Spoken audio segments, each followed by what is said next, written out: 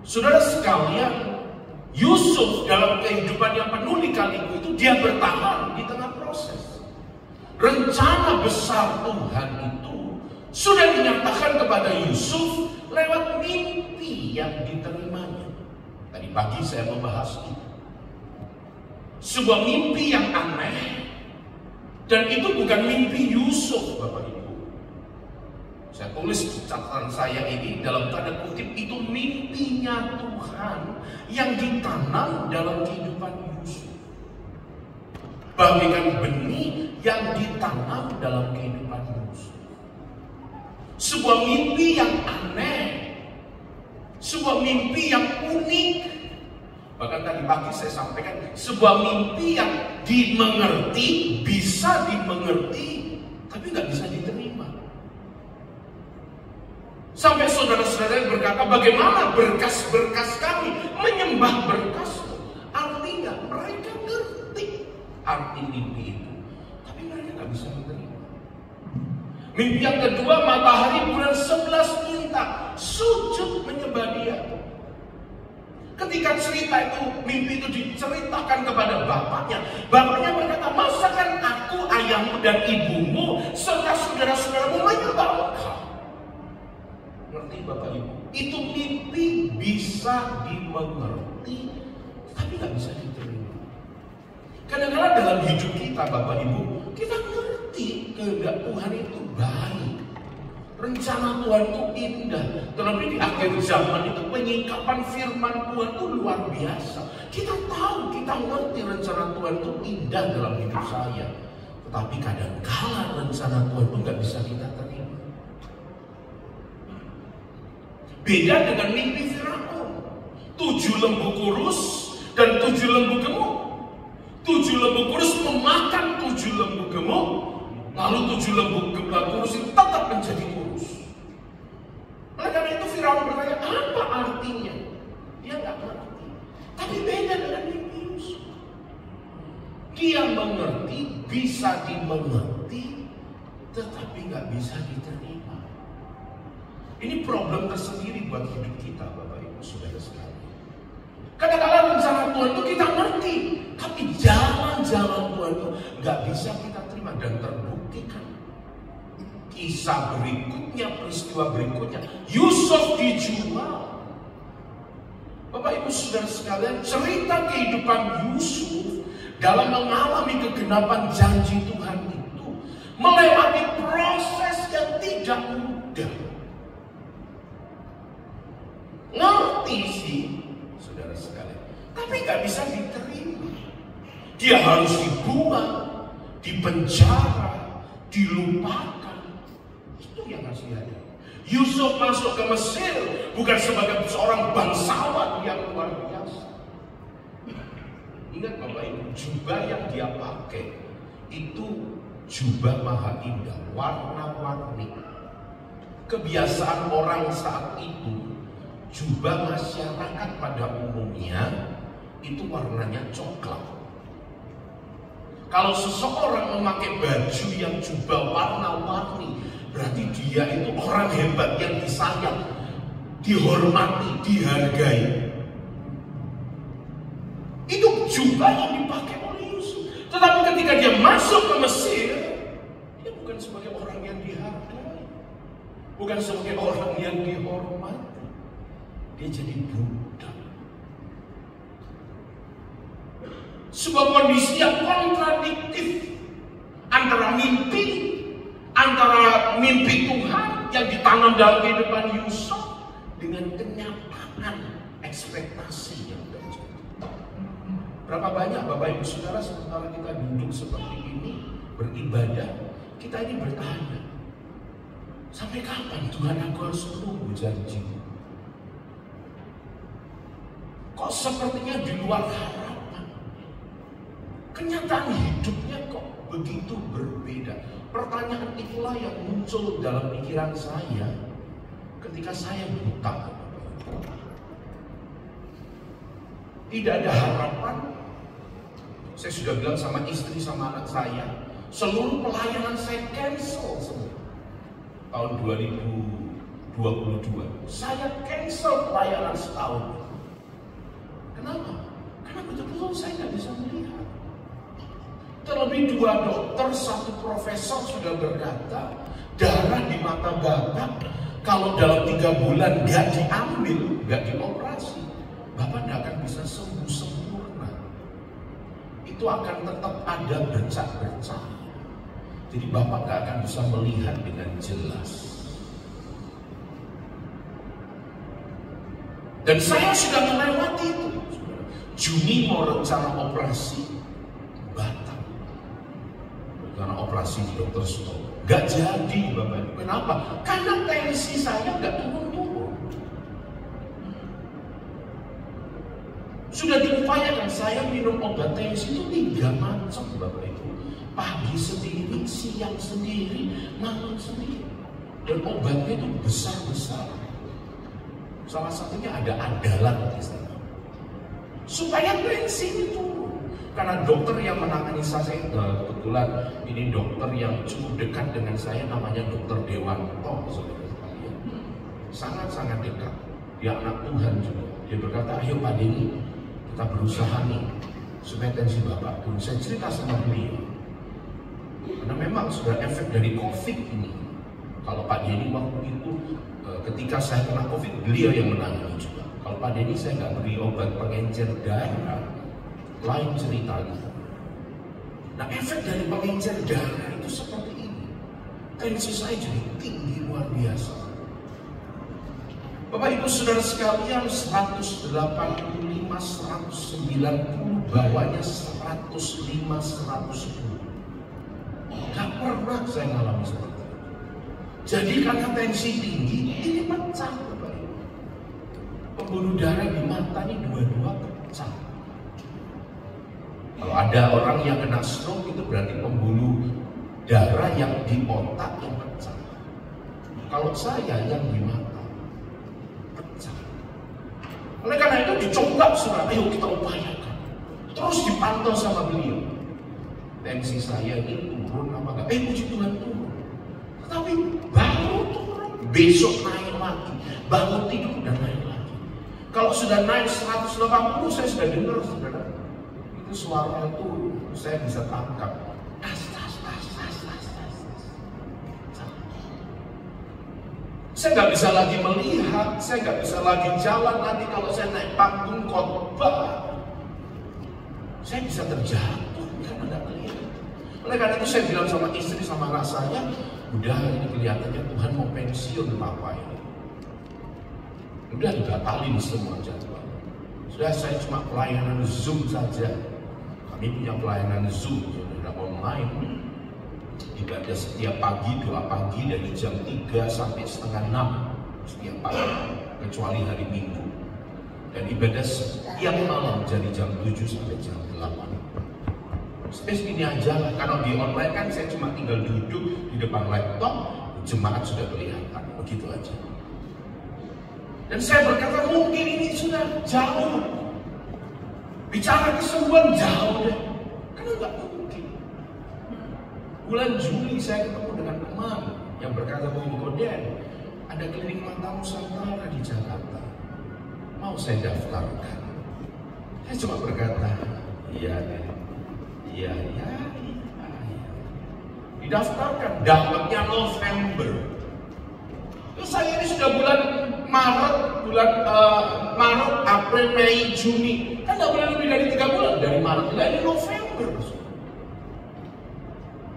Sudah jauh sekali. Sekali lagi ya Bapak Ibu. Kadang-kadang kita juga duduk dan berkata, kok begini ya kenyataannya. Sehingga ketika kita datang beribadah, kita ini mulai beribadah dengan hati yang awal. Tidak ada lagi excited, semangat. Kok kondisinya semakin dulu? Yusuf dibuang, Yusuf dipenjara, Yusuf dilupakan. Itu yang terjadi dalam kehidupan Yusuf. Akan tetapi Bapak Ibu Saudara sekalian, saya mau beritahu, Yusuf tetap bertahan. Dia tidak melawan, dia tidak berkeluh kesah, dia tidak bersungut-sungut, dia tidak menentang dan memberontak, enggak. Saya cuma berkata mungkin Tuhan mau pensiun saya. Udah gak apa-apa, jalani aja. Tuhan tetap mau berdoa, ya saya cuma berdoa. Berdoa saudara sekalian. Dan Tuhan buat mujizat. Perkara aja kalau saya bisa berdiri hari ini, itu semua karena campur tangan Tuhan. Berikan tepuk tangan yang meriah, katakan haleluya. Saya percaya kalau Bapak Ibu masih bisa beribadah sore malam hari ini, ada tangan yang tidak kelihatan yang menopang hidup Anda dan saya.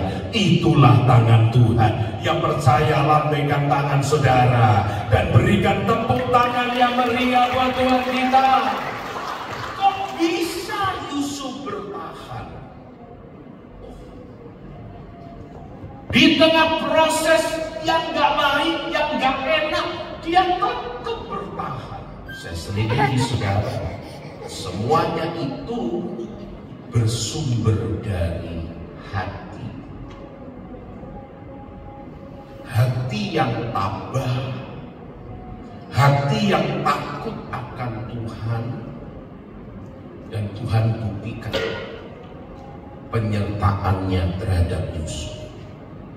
Saya yakin percaya ketika Bapak Ibu keluar dari tempat ini, menghadapi hari-hari esok, Tuhan akan buktikan penyertaannya terhadap Anda dan saya, pembelaannya terhadap Anda dan saya, kuasanya akan dinyatakan dalam hidup setiap kita. Berikan tepuk tangan yang meriah, katakan haleluya. Kejadian 39 ayat yang kedua, ini loh Bapak Ibu buktinya.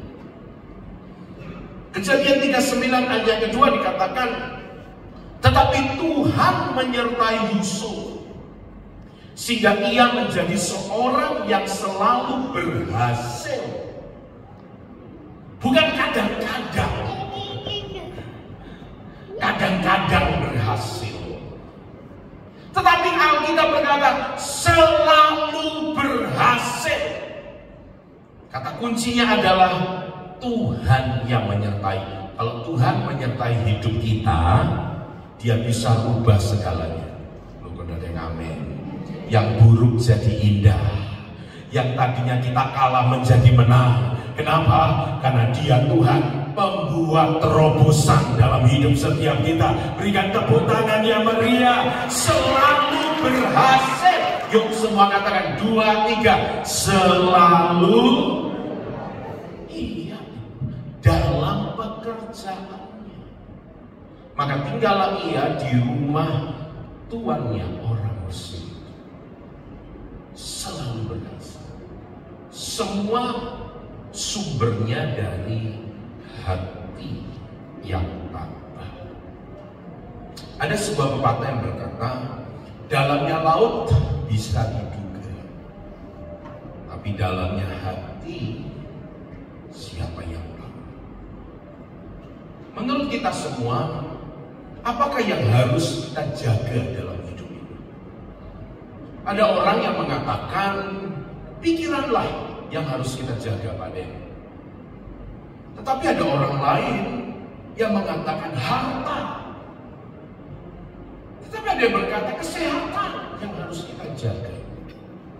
Bapak Ibu Saudara sekalian, semuanya itu baik dan penting untuk kita jaga. Tetapi ada satu hal yang terpenting yang harus dijaga lebih daripada yang lain. Dan hal itu adalah hati. Ada sepasang suami istri saudara sekalian yang baru pindah ke kompleks perumahan. Satu pagi saat sedang sarapan, mereka melihat keluar dari jendela kaca. Tetangga di depan rumah mereka itu sedang menjemur pakaian. Lalu sang istri ini langsung memberi komentar, memprotes kerja tetangganya itu. Wah, itu baju-bajunya yang dicuci itu kurang bersih. Sepertinya ibu itu tidak tahu cara mencuci pakaian dengan benar, ya Pak. Bapak Ibu, suaminya mendengar pendapat istrinya itu, hatinya menolak. Tetapi si suami ini diam saja dan tidak memberi komentar apapun. Sejak hari itu, setiap pagi ketika tetangganya menjemur pakaian, selalu saja sang istri memberikan komentar. Biasa orang Indonesia kan kepo. Selalu memberi komentar tentang kurang bersihnya si tetangga mencuci pakaian. Mungkin dia perlu sabun cuci yang lebih bagus, karena cuciannya masih kotor loh Pak. Besoknya lagi, wah itu suaminya gimana ya? Gak risih apa? Pakai pakaian yang masih kotor seperti itu. Pokoknya ada saja komentar yang diberikan sang istri kepada tetangganya itu, saudara-saudara. Seminggu berlalu. Kemudian sang istri pagi itu heran melihat pakaian-pakaian yang dijemur tetangganya itu sekarang terlihat cemerlang dan bersih. Lalu sang istri berseru kepada suaminya, "Papa, wah, ternyata ibu di tetangga kita itu sudah belajar ya bagaimana mencuci pakaian dengan benar. Bersih loh Pak pakaiannya." Lalu sang suami berkata, "Ma, tadi pagi aku bangun pagi-pagi sekali dan aku membersihkan jendela kaca kita. Ternyata masalahnya bukan karena cara mencuci tetangga kita, tetapi karena kaca jendela kita yang kurang bersih." Koconi saudara sekalian. Begitu pula dengan kehidupan. Apa yang kita lihat pada saat kita menilai orang lain? Apa yang kita lihat ketika kita melihat sekitar kita? Ketika kita melihat segala sesuatunya itu tergantung pada kejernihan jendela hati kita. Jika hati kita bersih, maka bersih pula pikiran kita.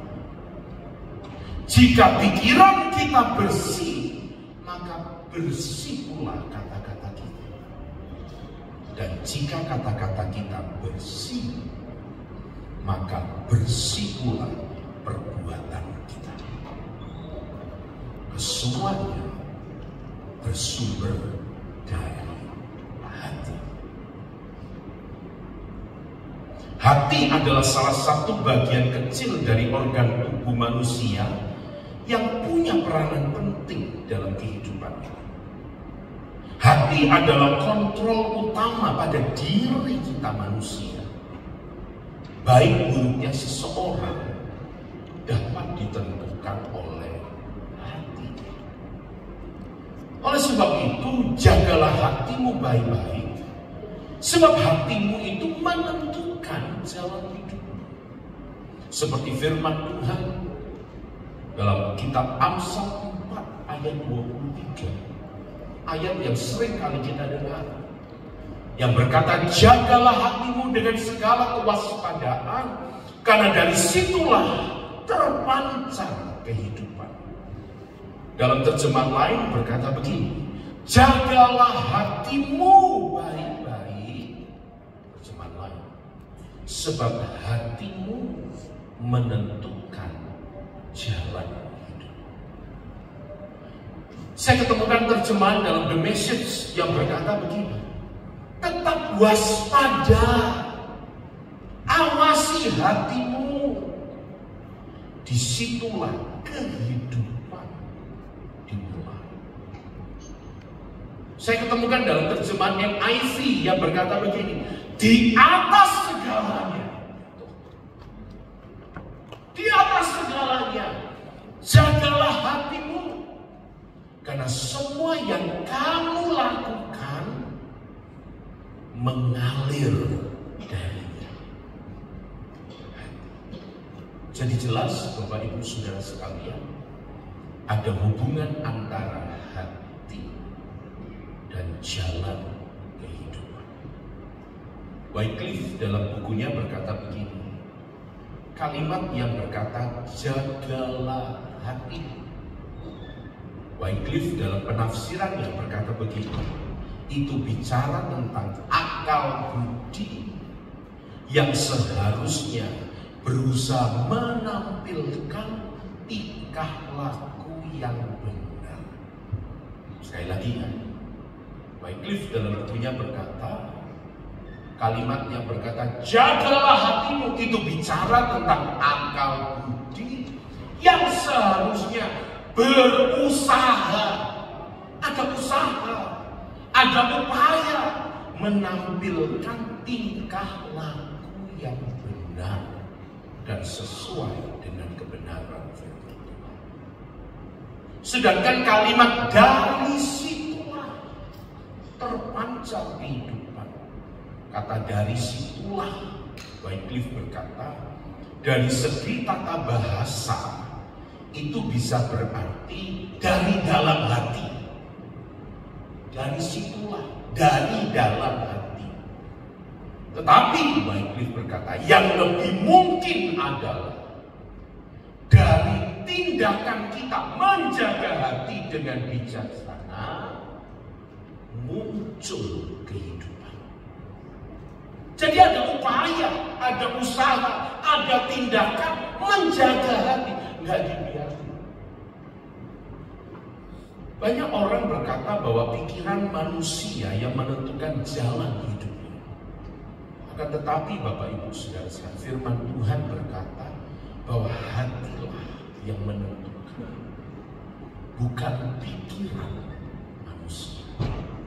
Ada beberapa contoh di dalam Alkitab yang mengalami dampak negatif ketika tidak menjaga hati.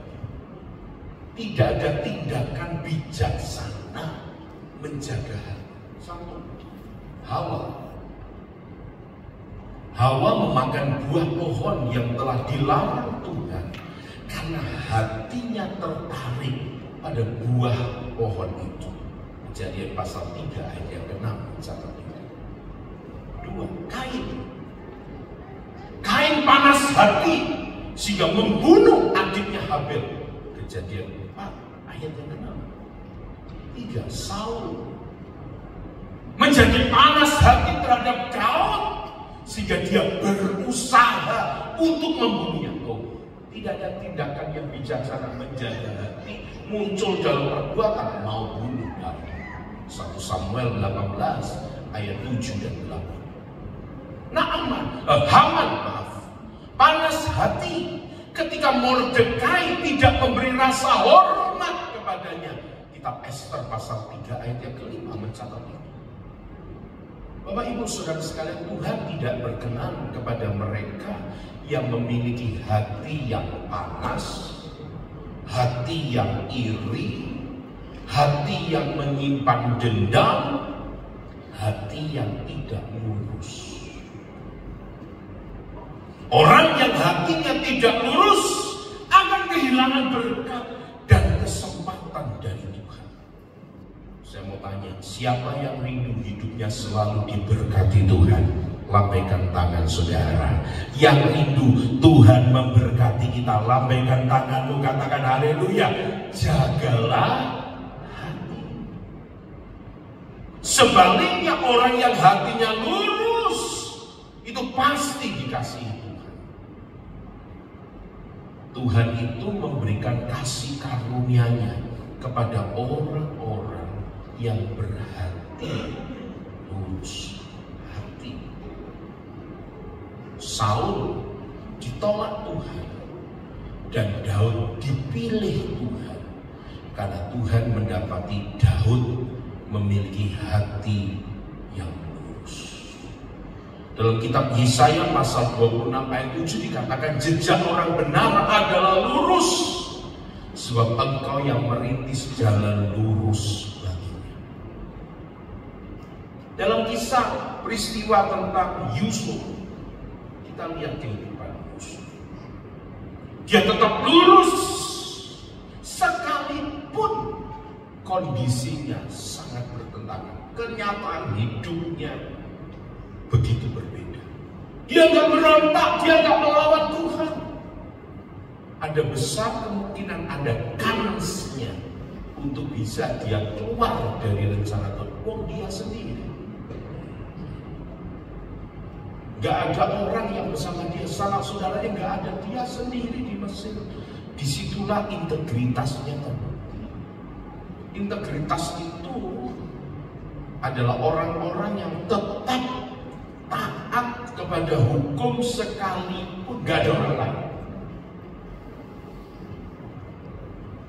Kadang-kadang kita ini taat kepada Tuhan, takut kepada Tuhan ketika kita bersama orang lain. Bagaimana ketika kita sendiri di tengah lingkungan Mesir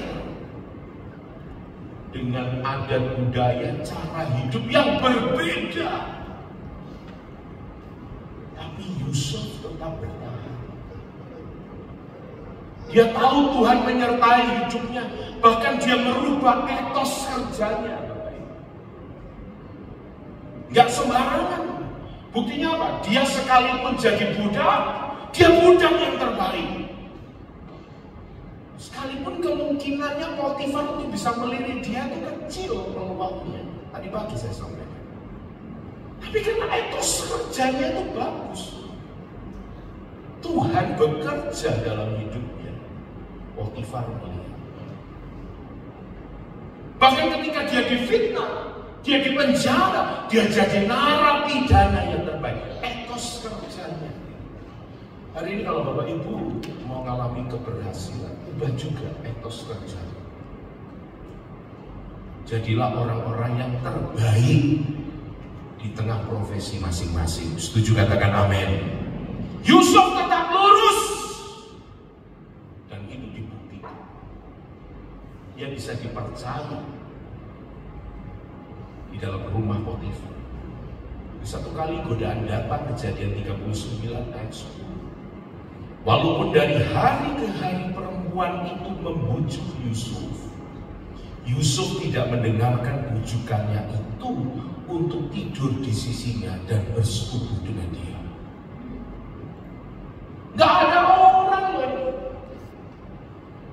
Dia dengan istri Potifar dan dia dirayu, bukan dia yang dirayu. Tapi Yusuf tetap lurus. Dia tahu ada Tuhan yang melihat hidupnya.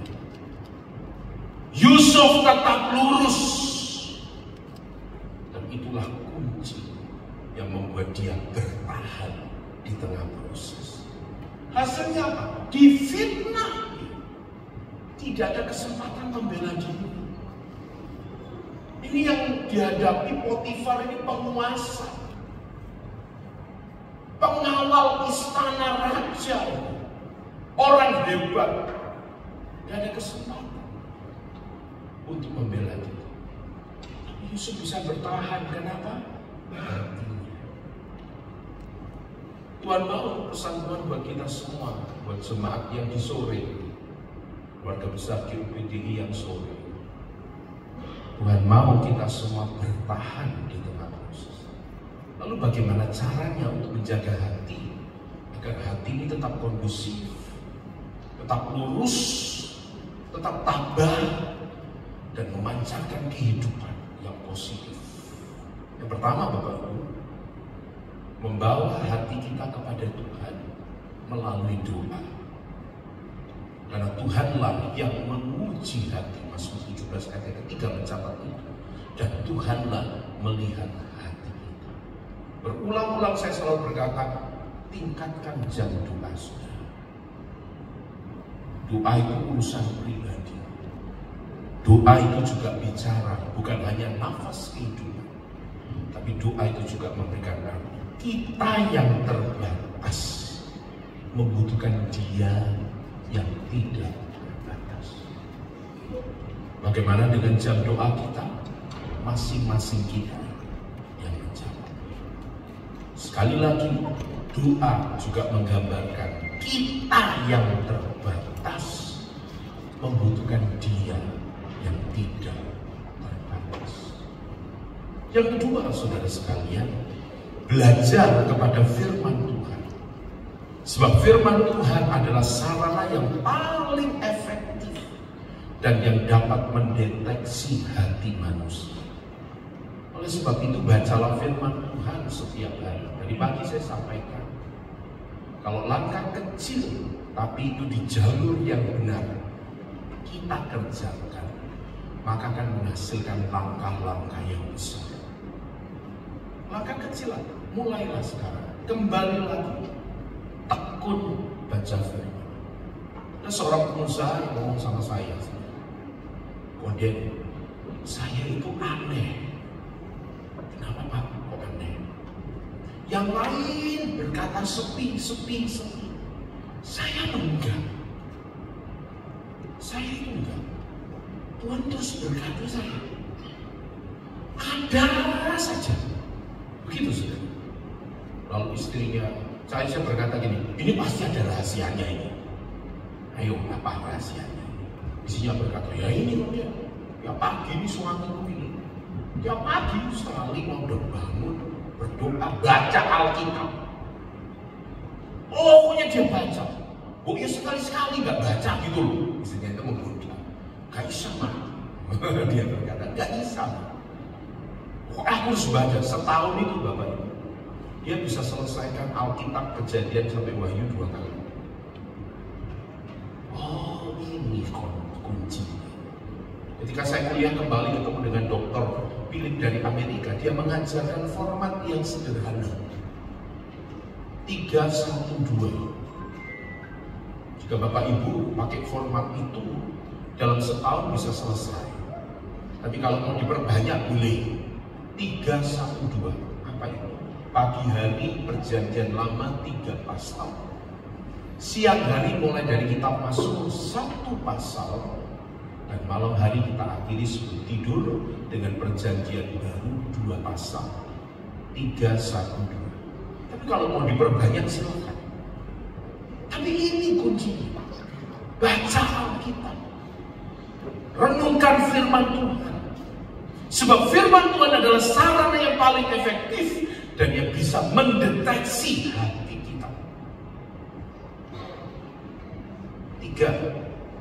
Mau dan siap sedia dibentuk oleh Tuhan. Sebab Tuhan adalah ahli, dialah sang ahli dalam memulihkan hati dan menjadikannya menjadi sesuatu yang indah dan berharga di mata. Izinkan Tuhan yang bentuk saudara dan saya. Sekali lagi, mimpi itu bisa dimengerti, tapi nggak bisa diterima. Orang-orang yang mau dibentuk Tuhan, dia akan menerima segala sesuatu. Karena dia tahu akhir dari proses itu hasilnya adalah keindahan dan kemuliaan. Ketidakberesan dalam hati, Bapak Ibu, itu akan menghalangi sukacita, menghalangi damai sejahtera pada diri kita sendiri, dan kita akan kehilangan berkat-berkat Tuhan.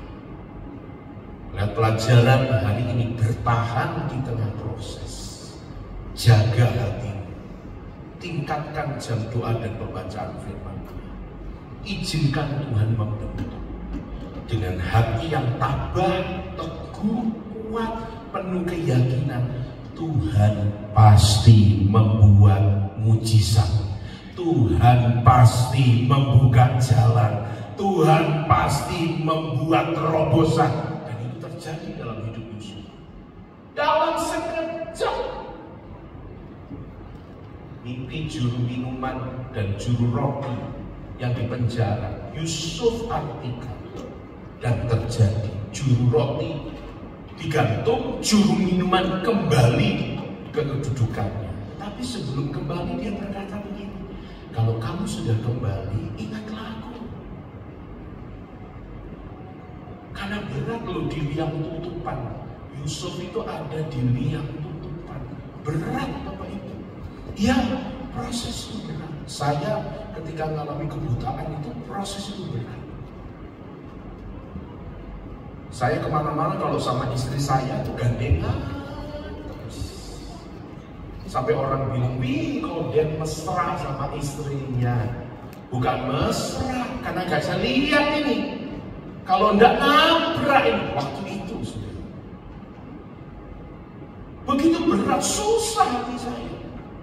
Bagaimana saya bilang mujizat kalau saya sendiri sedang menghadapi itu? Dan kapan saya sembuh? Gak tahu loh. Saya ini kadang-kala dalam ketak menungan saya ini gini, enak ya ada mama saya. Karena mama saya itu dikaruniai Tuhan itu bisa mendengar suara Tuhan. Sehingga kadang mungkin saya bisa berkata, Ma, kapan Tuhan sembuhkan saya? Begitu. Tapi ini mama saya sudah meninggal.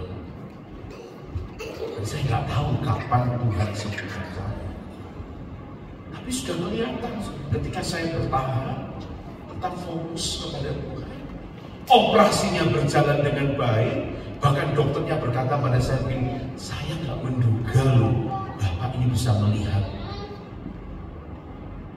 Karena secara hitung-hitungan Bapak itu Maret kejadiannya.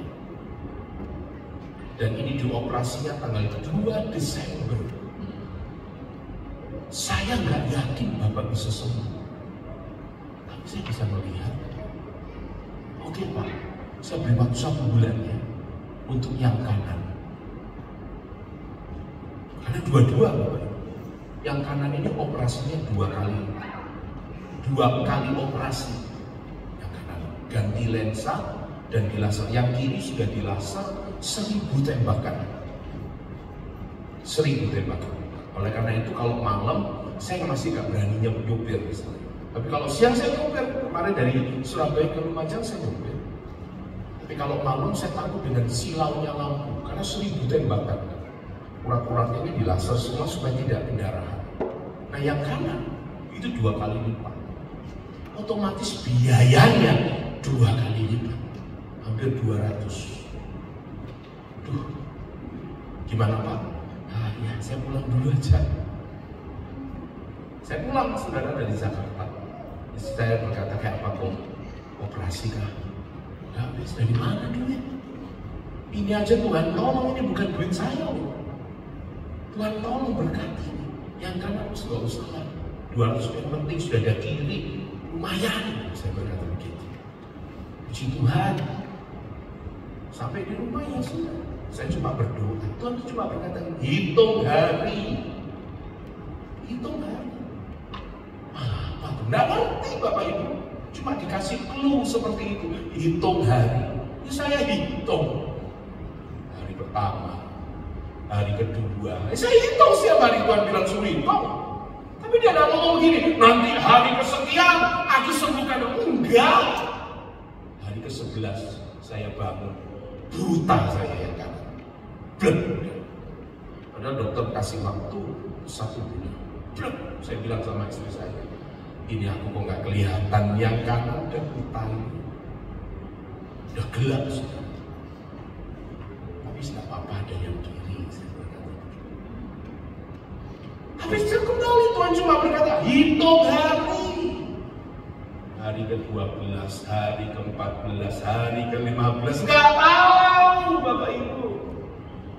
Makanya kalau Bapak Ibu ada yang tanya pada saya, Pak Dian, kapan saya disembuhkan, kapan saya dipulihkan? Anda bertanya ke tempat yang salah. Kenapa? Karena saya pasti jawab, nggak tahu. Loh, betul nggak Bapak Ibu? Betul apa betul? Karena saya hamba Tuhan, saya bukan Tuhan. Saya nggak tahu, saya sendiri juga nggak tahu Pak. Hari ke-17, oh ya saya kok buta. Hari ke-20, saya buka mata. Sering ada sinar. Saya bisa melihat kembali. Berikan tepuk tangan ya Maria buat Tuhan. Yang kita pegang itu aja janjinya. Pasti digenapi. Ayo Bapak Ibu jemaat sore, yuk ngomong pasti digenapi. Ayo sambil tangannya genggam ngomong ke kiri kanannya. Pasti digenapi janji Tuhan. Pasti digenapi 2, 3. Janji Tuhan apa? Ingat ya Bapak Ibu sambil tangannya genggam ngomong janji Tuhan pasti digenapi 2, 3. Sebentar, ada yang ngomong bayar utangmu. Jangan ya saudara. Janji Tuhan apa? Ayo sekali lagi, 2, 3. Janji Tuhan pasti digenapi. Yang percaya berikan tepuk tangan yang meriah buat Tuhan kita. Saya coba Bapak Ibu Saudara untuk bagi berdiri bersama. Hari ini saya nggak tahu apa yang menjadi pergumulan saudara, tapi kita semua sudah mendapatkan memperoleh firman